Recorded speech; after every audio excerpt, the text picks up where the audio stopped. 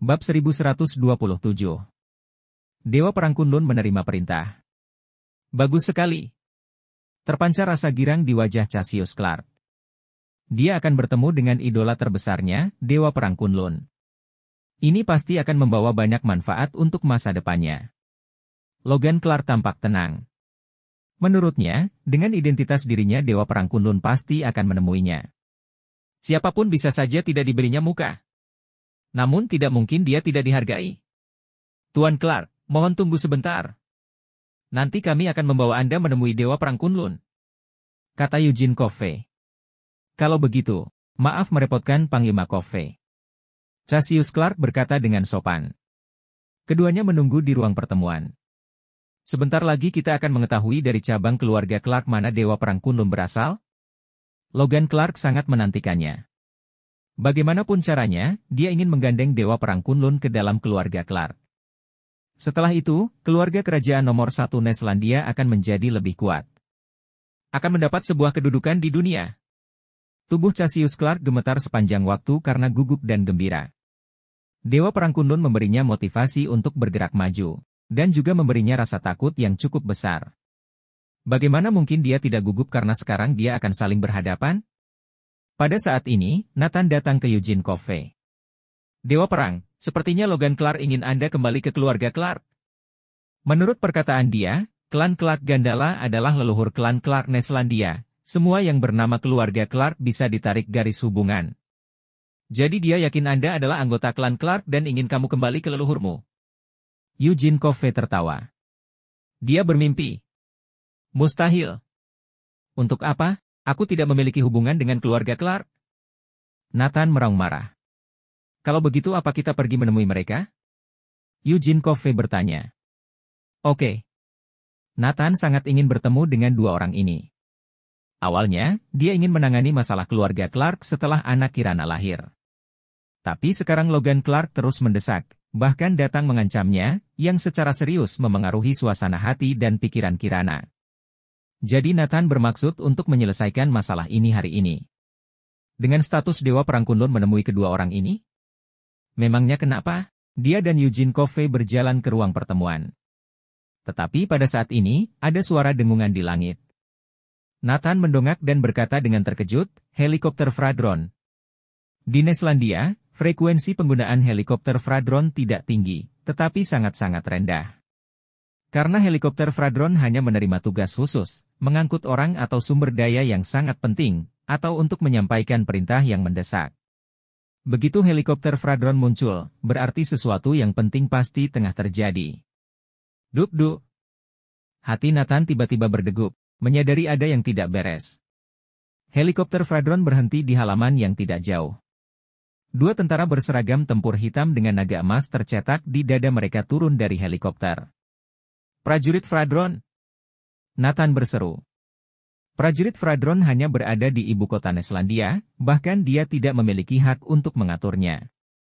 Prajurit Fradron secara pribadi datang untuk menyampaikan perintah, yang berarti bahwa itu adalah perintah dari Neslandia. Untuk menyampaikan perintah kepada Nathan. Pasti terjadi masalah besar. Helikopter Fradron dan prajurit Fradron. Perintah ini mungkin 100.000 kali mendesak. Sampai harus dia sendiri yang melakukannya. Eugene Coffey sudah tercengang. Tidak pernah membayangkan prajurit Fradron yang akan datang sendiri. Apa yang sedang terjadi? Nathan menyadari sesuatu, wajahnya pucat. Apalagi di saat seperti ini terjadi masalah. Dia mungkin akan berada dalam situasi yang sangat merepotkan. Kedua prajurit Fradron dengan cepat bergegas mendatangi Nathan membawa surat perintah dan berseru, Dewa Perang Kunlun terima perintah. Perintah ini sangat mendesak. Bab 1128. Vorkul Hetik menyerang. Nathan berdiri tegak dan memberi hormat militer. Melihat mereka berdua dengan tenang, katakan. Perintah apa? Perintah untuk Dewa Perang Kunlun Nathan untuk segera memimpin semua prajuritmu, termasuk 5 Raja Perang, 18 penunggang dewa, pasukan arwah, batalion Satoliar dan pasukan Vigorous, ke pangkalan nomor 1 perbatasan utara. Perintah ini sangat mendesak, harus langsung bergerak, yang melanggar perintah akan menerima hukuman militer. Prajurit Fradron memberi Nathan sebuah perintah maut. Nathan mengambil surat perintah dan membacanya, benar saja ini memang perintah level tertinggi. Bahkan dia pun harus menurut. Apa yang terjadi? Nathan bertanya dengan tenang.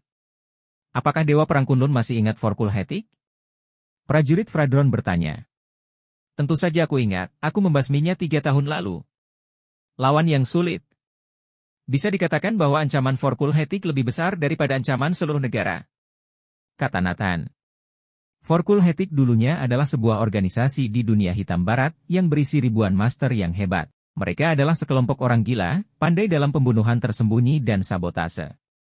Apabila beraksi, kejam dan tidak berperasaan. Mereka tidak mempermasalahkan konsekuensi apapun. Sering mementaskan tindakan menyeramkan seperti pembantaian sebuah kota. Lawan seperti itu merupakan lawan paling menakutkan. Lagi pula, mereka adalah ribuan orang gila. Saat itu, Forkul Hetik adalah organisasi paling berbahaya di dunia hitam barat. Jangankan membuat organisasi lainnya takut, bahkan negara-negara besar pun takut padanya. Bagaimanapun, ancaman yang ditimbulkan oleh Forkul Hetik terlalu besar. Apa mungkin hari ini akan menjadi hari pembalasan dari orang gila ini? Pada tahun-tahun perjuangannya, dalam peringkat paling menakutkan yang datang dari luar negeri, Forkul Hetik masih berada di peringkat teratas bagi Nathan. Sejujurnya, menurut Nathan, bahaya yang dibawa oleh Forkul Hetik lebih besar daripada bahaya yang dibawa oleh 18 negara. Apakah Forkul Hetik datang lagi? Nathan berkata dengan terkejut. Ya, benar. Forkul Hetik telah muncul kembali. Tadi malam, mereka meluncurkan beberapa serangan ke pangkalan nomor 1 perbatasan utara, pihak kita menderita kerugian besar. Menurut informasi, Forkul Hetik kali ini jauh lebih kuat daripada 3 tahun lalu. Kata prajurit Fradron. Apa? Bagaimana mungkin? Saat itu jelas-jelas aku sudah memusnahkan Forkul Hetik, mengapa masih bisa muncul kembali? Nathan sangat bingung. Tapi itu pasti konspirasi. Seseorang dengan sengaja mengincarnya, dia telah menebaknya. Setelah mendapat kelemahannya, mereka tidak mungkin menyerah begitu saja. Betul sekali. Inilah rencana penasihat militer besar negara Nihon, Ton Tokuma. Dia adalah orang yang memancing Forkul Hetik keluar. Ketakutan akan Forkul Hetik berakar dalam hati orang-orang, bukan sesuatu yang bisa dihadapi orang biasa. Saat ini, hanya Dewa Perang Kunlun yang bisa menghancurkannya.